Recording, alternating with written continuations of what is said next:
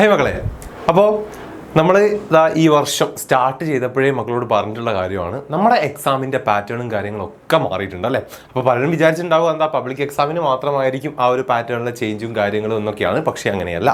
നമ്മൾ എഴുതുന്ന എല്ലാ എക്സാമിൻ്റെയും ക്രിസ്മസ് എക്സാമിന് ഇപ്പോൾ നമ്മൾ എഴുതാൻ പോകുന്ന ക്രിസ്മസ് എക്സാം ഉൾപ്പെടെ നമുക്ക് എന്താണ് ആ ഒരു പാറ്റേൺ ചേഞ്ച് ഉണ്ട്. അപ്പോൾ പ്രോപ്പറായിട്ട് കൃത്യമായിട്ട് മനസ്സിലാക്കി വെക്കുക. എന്താണ് നമുക്ക് പെട്ടെന്ന് ഒരു ക്വസ്റ്റ്യൻ പേപ്പർ നോക്കുമ്പോഴൊന്നും എന്താണ് മനസ്സിലാവുന്നില്ല എന്താണ് ഇവിടെ മാറിയ പാറ്റേൺ എന്നുള്ളത്. പക്ഷേ ക്വസ്റ്റ്യൻസിൽ വന്നിട്ടുള്ള മാറ്റങ്ങൾ, അതാണ് നമ്മൾ ഈ പാറ്റേൺ ചേഞ്ച് കൊണ്ട് ഉദ്ദേശിക്കുന്നത്. അപ്പോൾ മക്കൾ മനസ്സിലാക്കുക. ഇപ്പോൾ എക്സാമ്പിൾ പറയുകയാണെങ്കിൽ നമ്മുടെ അക്കൗണ്ടൻസിയുടെ കേസിൽ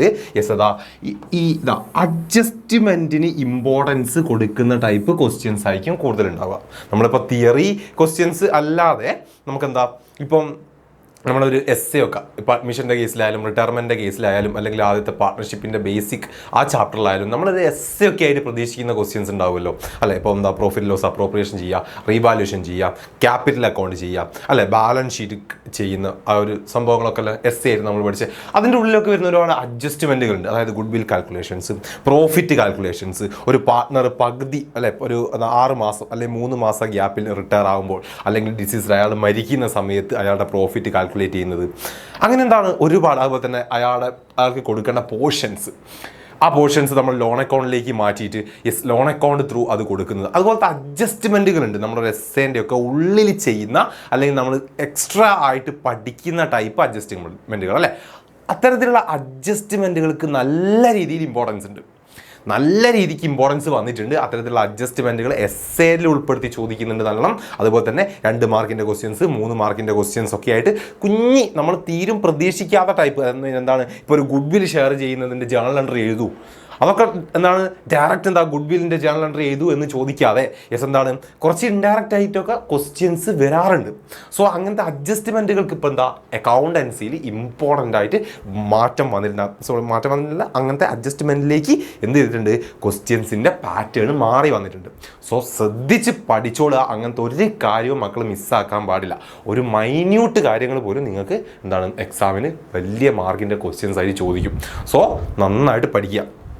അടുത്തത് ബിസിനസ്സിൻ്റെ കേസ് ആണെങ്കിൽ ഇല്ലുസ്ട്രേഷൻ ബേസ്. അതായത് നമുക്കൊരു ക്വസ്റ്റ്യൻ തരുന്ന സമയത്ത് ഇപ്പോൾ എക്സാമ്പിൾ പറയുകയാണെങ്കിൽ നമ്മുടെ പ്രിൻസിപ്പിളിൻ്റെ ചാപ്റ്റർ മാനേജ്മെൻറ്റ് പ്രിൻസിപ്പിൾ, അതിൽ നിന്നും എന്താണ് ഏതെങ്കിലും ഒരു മാനേജ്മെൻറ്റ് പ്രിൻസിപ്പിൾ എക്സ്പ്ലെയിൻ ചെയ്യൂ എന്ന് ചോദിക്കുന്നതിന് പകരം നിങ്ങളോട് എന്ത് ചോദിക്കും, ഏതെങ്കിലും ഒരു ബിസിനസ് ഇപ്പോൾ എയും ബിയും നടത്തുന്ന ഒരു ബിസിനസ്, അതിലുള്ള എന്താണ് എംപ്ലോയീസ് തമ്മിൽ ഇപ്പോൾ എന്താ എക്സാമ്പിൾ പറയുക ഭയങ്കര എന്താണ് എന്തെങ്കിലും ഒരു റീസൺ തന്നുകൊണ്ട് അതിൽ ഭയങ്കര ഇഷ്യൂസ് ഉണ്ടായി. സോ ഈ ഒരു പ്രോബ്ലത്തെ എങ്ങനെ അല്ലെങ്കിൽ ഏത് മാനേജ്മെൻറ്റ് പ്രിൻസിപ്പിൾ വെച്ചുകൊണ്ട് ഡീൽ ചെയ്യും, അല്ലെങ്കിൽ ഒരു മാനേജർ എങ്ങനെയാണ് ഈ പ്രോബ്ലത്തെ ഡീൽ ചെയ്യേണ്ടത്, നിങ്ങളുടെ അഭിപ്രായം ഏതു അല്ലെങ്കിൽ എക്സ്പ്ലെയിൻ ചെയ്യൂ എന്നൊക്കെ ചോദിച്ചിട്ട് ക്വസ്റ്റ്യൻ വരും. അതെന്താണ് ഇല്ലുസ്ട്രേഷൻ ബേസ്ഡ് ക്വസ്റ്റ്യൻസ് ആണ്. അതായത് എന്താ നമുക്ക് ഒരു സിറ്റുവേഷൻ തരിക അല്ലേ, ആ സിറ്റുവേഷനുമായിട്ട് എന്താ നമ്മൾ പഠിച്ച കാര്യത്തെ കണക്ട് ചെയ്യുക. റെഡി, കോർഡിനേഷൻ, ഹാർമണി എന്നൊക്കെ പറഞ്ഞുകൊണ്ട് നമ്മൾ പഠിച്ചിട്ടുണ്ട്. ആ ഒരു എന്താണ് പ്രിൻസിപ്പിളാണ് നമ്മൾ അവിടെ യൂസ് ചെയ്യേണ്ടത്.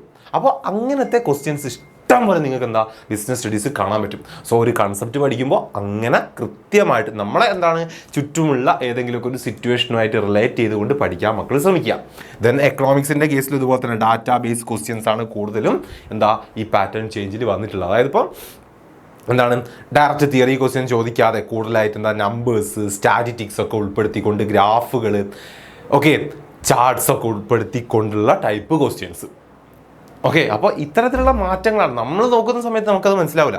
പക്ഷേ പണ്ടത്തൊക്കെ ക്വസ്റ്റ്യൻ പേപ്പർ വെച്ച് കമ്പയർ ചെയ്യുന്ന സമയത്ത് ഈ മാറ്റങ്ങളുണ്ട്. സോ ആ മാറ്റങ്ങൾക്കനുസരിച്ച് നിങ്ങൾ പഠിക്കുന്ന കാര്യത്തിലും ചേഞ്ച് വരുത്തണം. കുറേ കാര്യങ്ങൾ എന്താണ് നമ്മൾ സ്കിപ്പൊക്കെ ചെയ്യുന്ന കാര്യങ്ങൾ ഇങ്ങനത്തെ പാറ്റേൺ ചേഞ്ചിലുള്ള ക്വസ്റ്റ്യൻസ് ആയിട്ട് ഇപ്പോൾ ഇൻക്ലൂഡ് ആവാറുണ്ട്. ഓർത്ത് വയ്ക്കുക. റെഡി. അതേപോലെ തന്നെ മക്കൾ ഓർത്ത് വെക്കേണ്ട മറ്റൊരു കാര്യമാണ് നമ്മൾ എഴുതുന്നതിലും ഇനി കുറച്ച് മാറ്റങ്ങൾ മക്കൾ വരുത്തണം. എക്സാമിന് പ്രോപ്പറായിട്ട് ഹെഡിങ്ങും കാര്യങ്ങളൊക്കെ കൊടുത്ത് എക്സാം എഴുതിക്കൊള്ളുക. അതേപോലെ തന്നെ വാക്കിംഗ് നോട്ട്, അക്കൗണ്ടൻസിക്കൊക്കെ അത്രയ്ക്കും ഇമ്പോർട്ടൻ്റ് ആണ് വാക്കിംഗ് നോട്ട് എന്ന് പറഞ്ഞു കഴിഞ്ഞാൽ. കൃത്യമായിട്ട് നമ്മൾ ചെയ്യുന്ന കാര്യങ്ങൾ ഒരു എസ്സേൻ്റെ ഒക്കെ ലാസ്റ്റ് വാക്കിംഗ് നോട്ട് എന്നുള്ള ഹെഡൊക്കെ കൊടുത്തുകൊണ്ട് സെപ്പറേറ്റ് എഴുതാൻ നിങ്ങൾ ശ്രമിക്കുക. റെഡി. പിന്നെ നല്ല നീറ്റ് ഫോർമാറ്റ് നമുക്ക് മസ്റ്റാണ്.